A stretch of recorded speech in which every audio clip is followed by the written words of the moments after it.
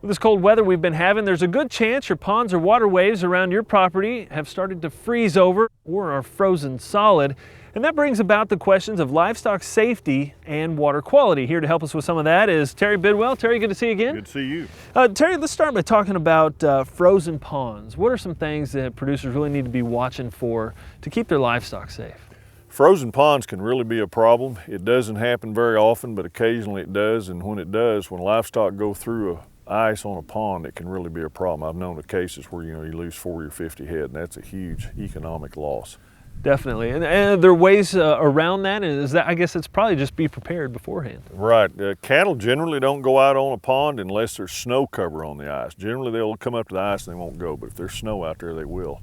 So one of the things away is just keep them out of the pond with a fence. And when you can fence them out, you can also have a freeze-proof stock tank below that pond, and that really cuts down the labor when it's cold. You don't have to chop ice. Yeah.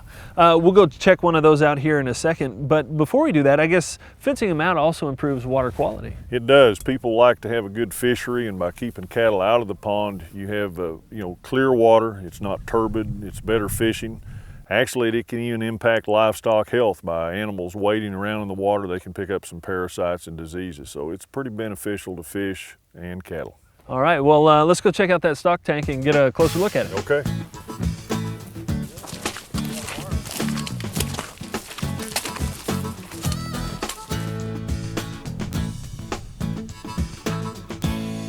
Well, Terry, this is where your cattle get the water then. Yeah, this is a 200-gallon freeze-proof tank. I've put in 100-gallon tanks, but I don't recommend them because these have plumbing that come in from the side. So if there's any maintenance issues, real easy to take care of. Right.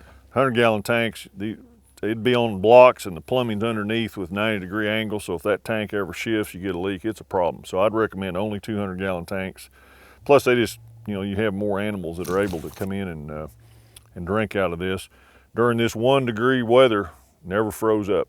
You didn't come out here cutting ice at all? all? Well, I came and looked because Yeah. I wasn't trusting it, but it was great. And on some of these other ponds, we've had some guys having to chop ice, but we didn't have to do anything here. It was nice.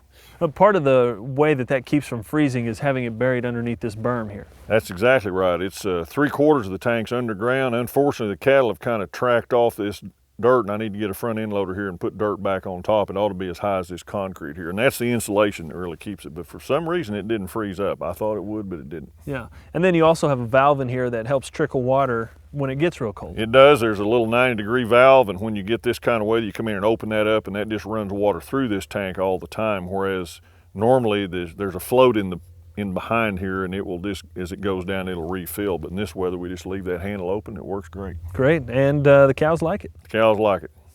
Like to stand back here and drink, you bet. And they've got to have, it's really important that cattle have access to water, and no matter how cold it is, they can really have health issues if they don't get water. Great, well, thanks for showing us. Oh, you bet.